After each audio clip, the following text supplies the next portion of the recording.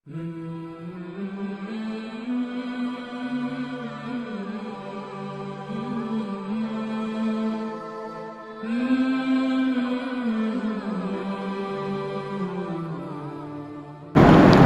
سے پہلے مشیت کے انوار سے رخ نور محمد بنایا گیا صلی اللہ علیہ وسلم، پھر اسی نور سے لے کر روشنی بزم کون و مکان کو سجایا گیا۔ وہی احمد بھی، حامد بھی، محمود بھی، حسن شاہد کا شاہد بھی، مشہود بھی، ظاہراً امیوں میں اٹھایا گیا۔ سب سے پہلے مشیت کے انوار سے رخ نور محمد بنایا گیا۔ اور مصطفیٰ جان رحمت پہ لاکھوں سلام، شمع بزم ہدایت پہ لاکھوں سلام، وہ جس کے آنے سے تاریک چہرے جگمگا اٹھے، اس چمکتی رنگت پہ لاکھوں سلام۔ مصطفیٰ جان رحمت پہ لاکھوں سلام، شمع بزم ہدایت پہ لاکھوں سلام۔ سامعین مکرم و حاضرین گرامی، نبی رحمت صلی اللہ علیہ وسلم کی آمد یقیناً دونوں جہانوں کے لیے اور تمام مخلوقات کے لیے رحمت کا، برکت کا اور فضیلت کا سبب بنی ہے۔ رسول رحمت صلی اللہ علیہ وسلم کی آمد نے انسان کو حقیقی انسان بنایا ہے، خواتین کو عزت سے نوازا ہے، بچیوں کو فضیلت اور پردے سے نوازا ہے، غلاموں کی آقائی کی ہے، غریبوں اور بے بس کے حضور مداوا بنے ہیں، اور غلاموں کو آزادی عطا کر کے زنجیروں کو توڑ ڈالا ہے، آزادی کی نعمت سے سرفراز کیا ہے۔ دنیا جہاں کا کوئی ایسا طبقہ نہیں ہے، دنیا کا کوئی ایسا حصہ نہیں ہے، دنیا کا کوئی ایسا شعبہ نہیں ہے، اور دنیا کا کوئی ایسا فرد نہیں ہے کہ جسے حضور کی آمد سے فضیلت اور مقام نہ ملا ہو۔ اب کوئی سمجھے یا نہ سمجھے، کوئی مانے یا نہ مانے، کسی کو احساس ہو یا نہ ہو، کوئی اس بات کو تسلیم کرے یا نہ کرے، حضور کی آمد کی وجہ سے مسلمان تو مسلمان اس زمانے میں پیدا ہونے والے، یعنی حضور کے زمانے سے لے کر قیامت تک پیدا ہونے والے کفار کو بھی حصہ ملا ہے۔ نبی رحمت صلی اللہ علیہ وسلم کی آمد کے حوالے سے قرآن کریم نے جو مضمون بیان کیا حضور کی موجودگی کا، فرمایا کہ اللہ ان کو کیوں عذاب دے گا وَأَنْتَ فِيهِمْ، جب تک آپ ان میں موجود ہیں، آپ کی موجودگی کے سبب عذاب سے بچے رہیں گے۔ اور حضور نے اپنی حدیث میں بھی یہ بات واضح کی کہ اللہ نے مجھ سے وعدہ کیا ہے، میں نے اللہ سے چند دعائیں کی تھیں، ان میں سے ایک دعا یہ تھی کہ اجتماعی طور پر میری امت پر عذاب نہ آئے، تو اللہ نے مجھ سے وعدہ کیا ہے کہ پہلی امتوں کی طرح ان کی شکلیں تبدیل نہیں ہوں گی، پہلی امتوں کی طرح مجموعی اعتبار سے عذاب میں مبتلا نہیں ہوں گے۔ تو یہ حضور علیہ السلام کی آمد کا فائدہ ہے ہمیں بھی اور بیگانوں کو بھی، کہ حضور کی آمد اور تشریف آوری سے اپنے تو اپنے، بیگانوں کو بھی اس سے فائدہ حاصل ہوا۔ اب اس فائدہ کو کوئی سمجھے یا نہ سمجھے، جو سمجھ گیا وہ حقیقت کو پا گیا، اور جس نے بے سمجھی سے کام لیا وہ اسی طرح جہالت میں ڈوبا رہا۔ نبی رحمت صلی اللہ علیہ وسلم کی تشریف آوری کے اس موقع پر ہمیں کس قسم کے مضامین کو سمجھنے کی ضرورت ہے؟ کل 12 ربیع الاول ہے، حضور کی ولادت کا دن ہے۔ سیرت ابن اسحاق کے اندر صحیح سند کے ساتھ یہ بات موجود ہے کہ رسول رحمت صلی اللہ علیہ وسلم کی ولادت باسعادت 12 ربیع الاول کو ہی تھی۔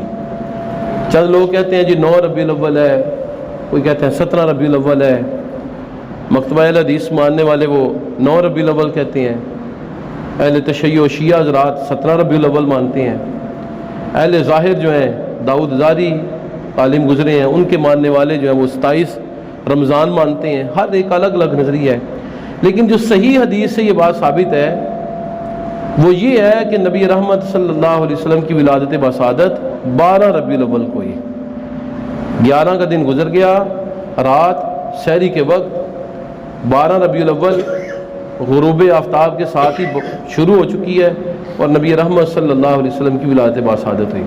جس طرح رمضان کا روزہ ہم نے اگلے دن رکھنا ہوتا ہے، لیکن رمضان ایک رات پہلے شروع ہوتا ہے، تراویح پہلے پڑھی جاتی ہے، کیونکہ سورج غروب ہونے کے ساتھ ہی اسلامی نظریہ کے مطابق اگلا دن شروع ہو جاتا ہے، اور سورج غروب ہوتے ہی پہلا دن ختم ہو جاتا ہے۔ اس لیے رمضان کا جب اعلان ہو جائے اس دن تو نماز تراویح رات کو پڑھی جاتی ہے، اور جب عید کا ہو جائے تب نہیں پڑھی جاتی۔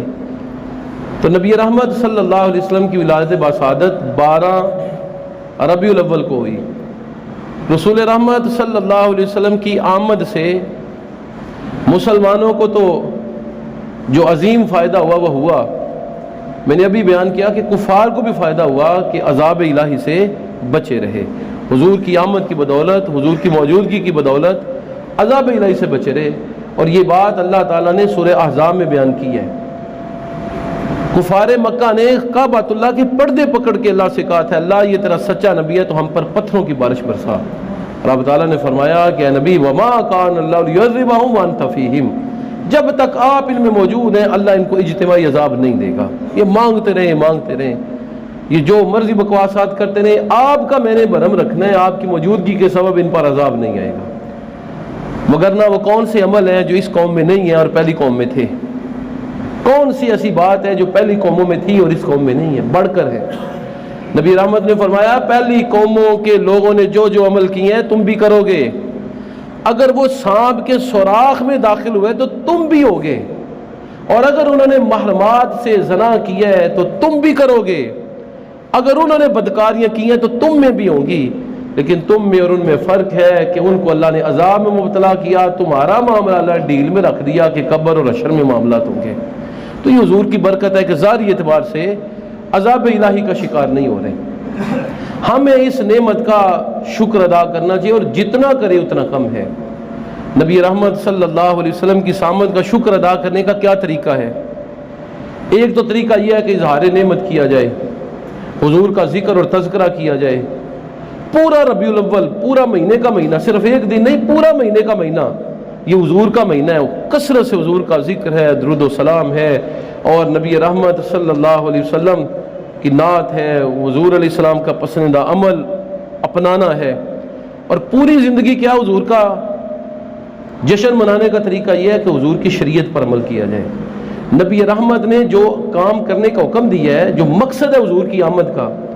اچھا یہاں پر یاد رکھیے کہ اللہ تعالیٰ نے دنیاوی چیزوں پر کبھی اپنا احسان نہیں جتلایا، لیکن حضور کی آمد پر کیا فرمایا؟ لقد من اللہ علی المؤمنین اذ بعث فیہم رسولا، اللہ نے مومنوں پر احسان رکھا ہے، احسان کیا ہے مومنوں پر کہ ان میں سے ایک نبی اپنا مبعوث فرما دیا ہے۔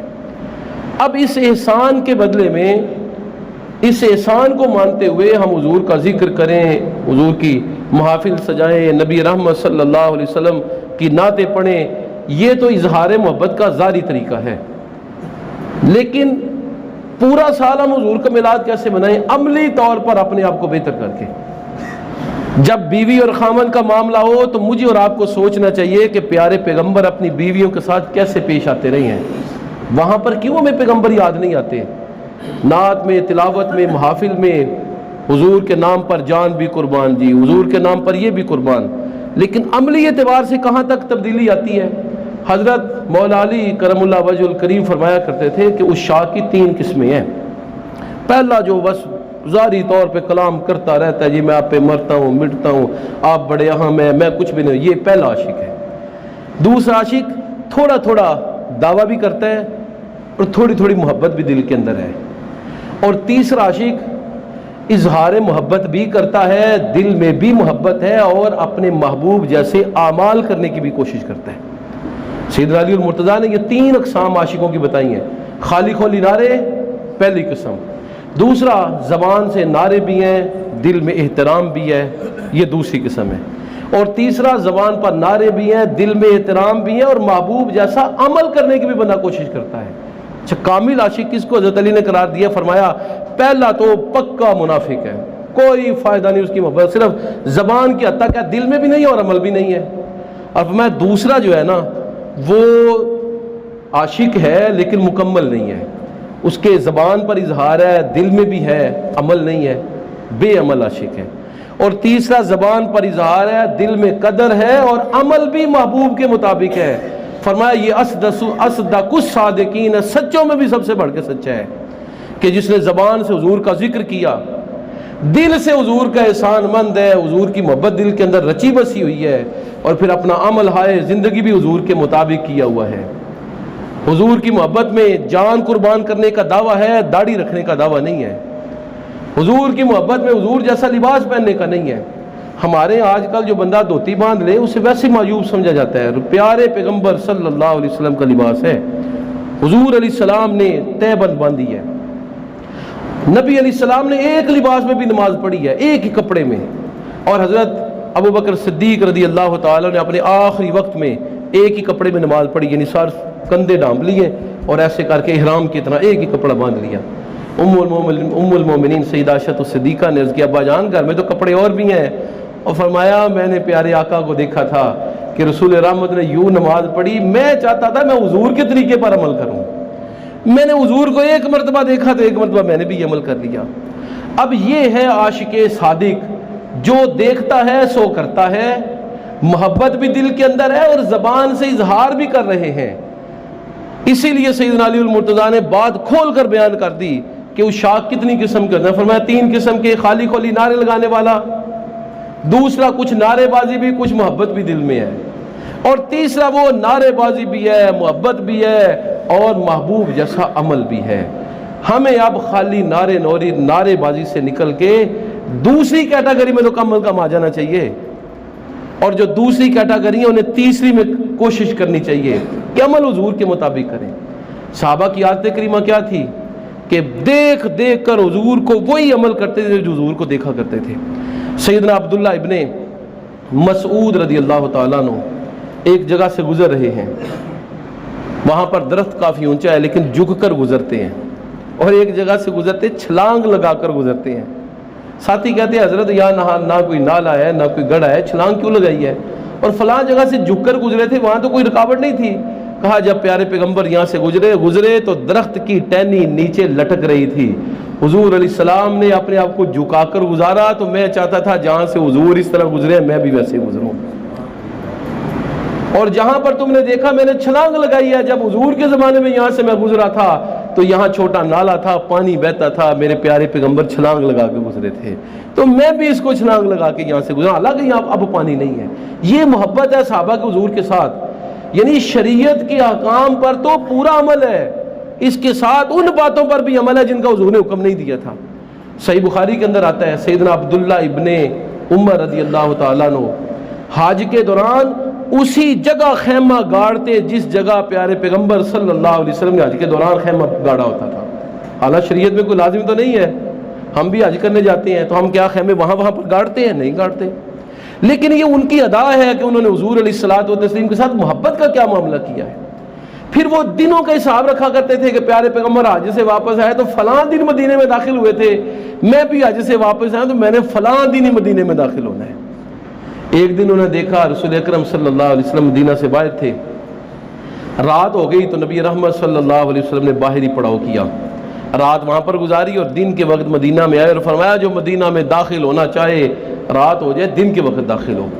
عبداللہ باقی تمام صحابہ نے تو نبی علیہ الصلوۃ والتسلیم کے اس حکم کو مدینہ کی محبت میں لیا، لیکن حضرت عبداللہ ابن عمر رضی اللہ تعالیٰ عنہ جب بھی رات ہو جاتی مدینے سے باہر ہوتے، سفر سے واپس آ رہے ہوتے، مدینے سے باہر ہوتے، رات مدینے سے باہر گزارتے، دن کے وقت مدینہ پہنچتے اور کہتے میں نے پیارے آقا کے طریقے پر عمل کیا ہے۔ رسول رحمت صلی اللہ علیہ وسلم دن کے وقت مدینے میں آیا کرتے تھے۔ تو وہ چیزیں جو ہمارے خدشات خیالات میں بھی نہیں آتی، ان میں بھی صحابہ حضور کی مطابقت کرتے تھے۔ نماز روزہ کو ہم روتے رہتے ہیں، نماز روزے کو نہیں پڑھتا رکھتا تو باقی اعمال کس نے کرنے ہیں؟ ابتدا تو یہاں سے ہونی ہے، پہلے عقائد پر ایمان ہے، پھر نماز روزہ حج زکوٰۃ، پھر والدین کے حقوق رشتہ، پھر آگے محبت کے اصول شروع ہونے ہیں۔ ہم باقی سب کچھ ہضم اور محبت کے ڈائریکٹ اصولوں پر، اور حضرت علی المرتضیٰ والا وہ قول کہ خالی کھولی نہ رہے ہیں۔ تو ہمیں اپنی زندگیوں کو میلاد کے موقع پر ضرور سامنے رکھنا چاہیے، پیارے آقا نے اپنی بیٹیوں کے ساتھ کیسی محبت کیا، کیا ہم وہ کرتے ہیں؟ ہمیں اس موضوع کو بھی دیکھنا چاہیے۔ رسول اکرم نے اپنے بڑوں کے ساتھ کتنی عزت کی ہے، کتنی عزت سے پیش، خاتم النبیین ہونے کے باوجود، افضل الرسل ہونے کے باوجود، اشرف المخلوقات ہونے کے باوجود، تمام مخلوقات میں سب سے بڑھیا مخلوق ہونے کے باوجود حضور نے اپنے چچا حضرت عباس کے سامنے کتنی محبت سے پیش آئے ہیں۔ وہ تشریف لاتے حضور اٹھ کر بیٹھ جایا کرتے تھے، تعظیم فرمایا کرتے تھے، چچا کی بات کو غور سے سنا کرتے تھے۔ آج ہمیں چچا سے بات کرتے حضور کا وہ نمونہ کیوں نہیں یاد آتا؟ رسول رحمت اپنی بیویوں کے ساتھ کس طریقے سے پیش آتے تھے، آج ہمیں وہ نمونہ کیوں نہیں نظر آتا؟ بچوں کی پرورش کرتے ہوئے ہم باقی لوگوں کو کیوں نمونہ بناتے ہیں، رسول رحمت کی ذات اقدس ہمارے سامنے کیوں نہیں اس وقت آتی؟ سچا عاشق تو وہ ہوتا ہے کہ جب جس کا عاشق ہوتا ہے اس کا کثرت سے ذکر کرتا ہے، اس کی اعمال جیسے اعمال کرنے کی کوشش کرتا ہے۔ آج امت مسلمہ کے زوال کی ایک وجہ یہ بھی ہے کہ محبت بے تحاشا ہے، زبانی جمع خرچ بے تحاشا ہے، لیکن عمل کرنے کی بات ہے تو سستی ہے، کاہلی ہے، بے مروتی ہے، دین کے ساتھ جو ہے وہ ایک طرح کا عدم لگاؤ ہے۔ اگر یہ چیز بھی ہمارے اندر آ جائے، معاملات کو کرتے ہوئے پیارے پیغمبر کے طریقے کو دیکھیں، عبادات میں رسول اکرم کے طریقے کو دیکھیں۔ نبی اکرم تو 5 کی بجائے 6 نمازیں پڑھتے تھے۔ قرآن کریم میں ہے کہ اے نبی آپ پر ایک اضافی نماز فرض ہے، فتہجد بہ نافلۃ لک عسیٰ ان یبعثک ربک مقاما محمودا۔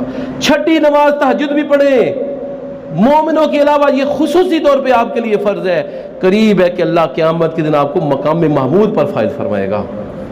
ساتھ ساتھ صلہ بھی بتا دیا، ساتھ آرڈر بھی دے دیا، تو ہم سے 5 بھی نہیں پڑھی جاتی۔ تو رسول اکرم صلی اللہ علیہ وسلم کی محبت منائیں حضور کے دین کو اختیار کر کے۔ حضور کا اظہار محبت اظہار دین کے ساتھ ہونا چاہیے۔ وہ بندہ خالی کھولی نعرے لگانے والا ہے جس بندے نے حضور کی سنت کی قدر کو نہیں کی۔ لباس حضور جیسا نہیں ہے، شخصیت حضور جیسی نہیں ہے، زاری رکھ رکھاؤ حضور جیسا نہیں ہے، معاملات زندگی حضور جیسے نہیں ہے، زبان کلام حضور جیسا نہیں ہے، جو دنیاوی غلط بات دے کے گفتگو نہیں کرتا، روکتا نہیں ہے، اس کا حضور سے کیا تعلق ہے؟ غلط بات دے کر صحابہ کرام فرماتا حضور کا رویہ ہی ہوتا تھا کہ چہرے کا رنگ ہی تبدیل ہو جاتا تھا، غصہ میں حضور آ جایا کرتے تھے۔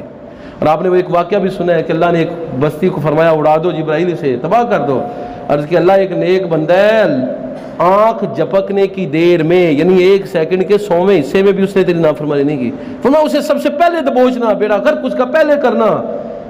وہ خود تو بڑا نیک ہے، لوگ بیڑا غرق کرتے ہیں، گناہ کرتے ہیں، عیاشیاں کرتے ہیں، ان کو روکتا ہی نہیں ہے، چہرہ بھی تبدیل نہیں ہوتا، ماتھے پہ بل بھی نہیں پڑتا، اس کی عبادتیں کس کھاتے میں ہے؟ جو خود تو نیک بنا، باقی معاشرے کو گناہ میں تو کھیل دیا۔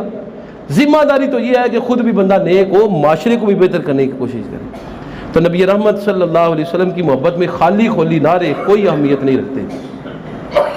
نبی علیہ السلام کی حقیقی محبت اسی بندے کو نصیب ہوئی ہے، زبان سے حضور کی نعت پڑھی ہے، حضور کا ذکر کیا ہے، دل میں حضور کی پکی محبت موجود ہے، اور پھر اس کے مطابق عمل کی بھی کوشش کی ہے۔ نبی رحمت صلی اللہ علیہ وسلم نے ظاہری اعتبار سے ہمیں حکم دیا ہے کہ مونچھیں جو ہے وہ منہ کے اندر نہیں پڑنی چاہیے۔ کون بندہ کتنی کو حد تک اس پہ عمل کرتا ہے؟ صفائی ستھرائی کا نظام دیا ہے، غسل کا نظام دیا ہے، اچھا لباس، صاف ستھرا لباس پہننے کا نظام دیا ہے، کون بندہ اس پہ عمل کرتا ہے؟ ظاہری طور پہ کہتے ہیں کلف لگی ہونی چاہیے، یہ نہیں کہتے کہ کپڑا بھی پاک ہونا چاہیے، دھلتے کیسے ہیں، دھوتے کیسے ہیں، پاک کیسے کرتے ہیں، ہمیں کیا پتہ، بلا جانے، مشین میں ڈالا نکالا کام ختم۔ نہ پاکی کا کوئی طریقہ، نہ صفائی کا کوئی طریقہ، گندے اور اچھے کپڑے ساتھ ہی دھل رہے ہیں۔ اس لباس کو پہن کر پھر نماز پڑھنا، عبادت کرنا، یہ کیا معنی رکھتا ہے؟ تو رسول اکرم کے طریقے پر بھی ہمیں عمل کرنا چاہیے۔ باتھ روم سے نکلنے کا کیا طریقہ ہے، داخل ہونے کا کیا طریقہ ہے، کوئی پتہ نہیں ہے۔ مسجد میں آنے جانے کا کیا طریقہ ہے، بڑے سے ادب گفتگو کرنے کا کیا طریقہ ہے۔ رسول رحمت کی لونڈی تھیں، غلام حضور کے والد جناب عبداللہ نے خریدا تھا ام ایمن کو، لونڈی اور غلام خاتون، لیکن حضور کی پرورش کی، حضور کی والدہ کی خدمت کی۔ ایک دن سیدہ عائشہ صدیقہ کے حجرہ میں تھیں، عرض کیا یا نبی اللہ مجھے پانی تو پلائیے گا۔ حضرت عائشہ غصے میں، اللہ کے نبی سے پانی مانگ رہی ہو؟ کہا میں رسول اکرم کی ماں کی جگہ پر ہوں۔ جب حضور نے یہ جملہ سنا فوراً اٹھے، سرائی سے پانی ڈالا اور کہا اماں جی میں خدمت کے لیے حاضر ہوں۔ سگی ماں کے ساتھ لوگ وہ سلوک نہیں کرتے جو رسول اکرم نے اپنے زمانے کی بوڑھی عورتوں کے ساتھ کیا ہے۔ اتنی خدمت، اتنا صلہ، اتنی محبت، نظریں جھک جایا کرتی تھیں۔ رسول اکرم کے بارے میں حدیث میں آتا ہے جب جاتے تھے نبی علیہ السلام بازار یا باقی جگہوں پر تو نظریں جھکی ہوئی ہوتی تھیں، اپنی نظروں کو جھکا لیا کرتے تھے. اور حضرت جابر بن سمرہ فرماتے ہیں حضور اس حد تک حیا کرتے تھے کہ کواری لڑکی اپنے دوپٹے کپڑے اور اپنے برقعے کے اندر بھی اتنی حیادار نہیں ہوتی جتنی حیادار نبی علیہ الصلوۃ والتسلیم ہوا کرتے تھے. آج وہ حیا کا عنصر بھی ہم سے گزر گیا. نظر کی شرم بھی گئی، گفتگو کا طریقہ بھی گیا. بات بات پہ گالی دینے والے جب یہاں پر آتے ہیں تب بات کرتے ہیں جی رسول کے نام پر ہمیں موت بھی قبول ہے. وہاں حضور جیسی زبان کیوں نہیں بناتے؟ حضور جیسا کلام کیوں نہیں کرتے؟ بدلہ لینے میں شیر، اور سب سے بڑھ کر نبی اکرم نے تو اپنے ازلی دشمنوں کو معاف کر دیا ہے. ابو سفیان کون تھے؟ اسلام لانے سے پہلے غزوہ بدر میں حضور کے مخالف، احد میں حضور کے مخالف، خندق میں حضور کے مخالف، فتح مکہ کا موقع تک حضور کے مخالف. نبی علیہ السلام معاف کر دیا تو معاف کر دیا. واشی کا قصہ کیوں نہیں یاد کرتے جب دشمن سے بدلہ لینے کی باری آتی ہے؟ عظیم چچا کو شہید کر دیا جن کے بارے میں حضور نے فرمایا کہ اللہ کے آسمانوں پر لکھا ہوا ہے کہ اللہ کے شیر ہیں اور اللہ کے رسول کے شیر ہیں سیدنا حمزہ ابن عبد المطلب. اللہ اور اس کے رسول کے شیر ہیں، ان کو شہید کر دیا. سر مبارک الگ، داڑھ الگ، بازو الگ کر دیے، پیڑ چاک کر دیا. حضور کے سامنے بندہ ہوا آیا اور فوراً کلمہ پڑھ لیا. آپ نے فرمایا تیرا کلمہ قبول ہے لیکن میرے سامنے نہیں آنا. یہ لحاظ حضور نے اپنے دشمنوں سے رکھا ہے. رشتہ داروں کے ساتھ کتنا اس نے سلوک کیا ہے. سیدہ زینب نے، ابو العاص اس وقت مسلمان نہیں ہوئے تھے، سیدہ زینب نے جب غزوہ بدر میں پکڑے گئے تو سیدہ خدیجہ کا ہار بھیجا جو حضور علیہ الصلوۃ والتسلیم نے ان کو بطور تحفہ دیا تھا. سیدہ خدیجہ کا ہار دیکھ کے حضور رو پڑے اور صحابہ سے مشورہ لیا کہ اگر مجھے کہو تو میں ہار واپس کر دوں اور ابو العاص کو ویسے معاف کر دوں. صحابہ نے کہا نبی اللہ ہم بھی آپ کے ہیں، شریعت بھی آپ کی ہے، حکم بھی آپ کا ہے، ہم کتنی مجال رکھتے ہیں کہ آپ روک سکیں؟ ہماری کیا مجال ہے؟ آپ جو جی چاہتا ہے سو کریں. حضور نے مشورہ لیا صحابہ سے. تو حضور نے اس طرح رشتوں کی پاسداری کیا کرتے تھے. ہمارے ہاں محبت کا دعویٰ بے تحاشا ہے اور ہمارے ہاں وہی باقی 3 طبقے ہیں. زبانی جمع خرچ کرنے والے حضرت علی کے مطابق، کچھ زبانی اور کچھ دل میں، اور تیسرے وہ جو زبان بھی حضور کے ذکر سے معمور رکھتے ہیں، دل بھی اور عمل بھی حضور کے مطابق کرتے ہیں. اچھا کتنی مار مٹنے کی بات ہے اس مسلمان کے لیے جسے پتہ چل جائے کہ پیارے پیغمبر صلی اللہ علیہ وسلم فلاں عمل یوں کرتے تھے اور پھر وہاں پر وہ اپنی مرضی چلائے. شادی بیاہوں میں نظام ہمارا کیوں نہیں؟ وہاں ہمیں کیوں نہیں محفل میلاد یاد آتی؟ وہاں پر ہمیں کیوں حضور کا ذکر یاد نہیں آتا؟ نبی علیہ الصلوۃ والتسلیم کی آمد کا مقصد اور اس کے احکام کیوں نہیں یاد آتے؟ وہاں پر وہی ڈھول باجا ہے، وہی میوزک ہے اور وہی کیمرہ ہے اور وہی سب کچھ ہے، وہی بے پردگی ہے، عورتوں اور مردوں کا خلط ملط ہے. اور پھر اوپر کرتے یہ ہیں کہ دیندار بندوں کو بھی وہاں جن کے پیچھے نماز پڑھتے ہیں وہاں بٹھا لیتے، لاؤ جی یہاں بیٹھو، گانے بھی سنو، باجے بھی سنو، عورتیں بھی دیکھو، سب کچھ کرو. اور پھر کہتے ہیں آنا بھی پہلے ہے جی، پہلے ہی آ کے بیٹھ گئے 2 گھنٹے پہلے. تو خدا را اس نظام کو ہمیں بدلنے کی ضرورت ہے. ہماری شادیاں حضور کے احکام کے مطابق ہونی چاہیے، ہمارے گھر کا ماحول حضور کے احکام کے مطابق ہونا چاہیے، ہماری شخصیت حضور کے مزاج کے مطابق ہونی چاہیے، ہماری عبادات حضور کے احکام کے مطابق ہونی چاہیے، ہمارا لباس حضور کے احکام کے مطابق ہونا چاہیے. چہرے مورے سے تو حضور علیہ السلام جیسے لگیں گے تو قیامت کے دن حضور علیہ السلام فرمائے گا نا کہ چلو چہرہ ہی صحیح، کچھ نہ کچھ لے کے آیا، میرا امتی ہے، میرا ماننے والا ہے. اور اگر کیا ہی کچھ نہ اور خالی بس نعرے بازی کرتے رہے اور بس باقی دعوے کرتے رہے تو کیا فائدہ ہوگا؟ نبی رحمت صلی اللہ، بڑی باری بات ہے میں کرنے لگا ہوں، بڑی باری بات ہے. رسول اکرم نے زبانی جمع خرچ کرنے والوں کو کیا قرار دیا ہے؟ نبی اکرم نے زبانی جمع، عمل کچھ بھی نہیں بس زبانی جمع خرچ کیا قرار دیا ہے؟ اور قرآن کریم نے ایمان کا دعویٰ کرنے والے اور اندرون خانہ اسی نہج پر قائم رہنے والوں کو کیا قرار دیا ہے؟ یقیناً منافق قرار دیا ہے. تو ہمیں اس نفاق سے بھی نکلنے کی ضرورت ہے کہ زبانی جمع خرچ اور باقی معاملات سے ہٹ کے دل میں حضور کی محبت کو بسائیں. اور اس کا اظہار کیسے کریں کہ بھائی میرا لباس، میری خوراک، میرا زندگی کا گزارنے کا طریقہ، بیوی کے ساتھ حسن سلوک، بچوں کی تربیت، باقی معاملات عین میں حضور کے مطابق کرنے کی کوشش. جہاں مجبور بے بس ہو جاؤں ٹھیک ہے، وہ اللہ دیکھ رہا ہے، اس کو پتہ ہے کہ یہاں مجبور ہے، یہاں بے بس ہے، یہ کر نہیں سکا، لیکن کم از کم احساس اور خواہش تو ہونی چاہیے، احساس اور خواہش ہونی چاہیے.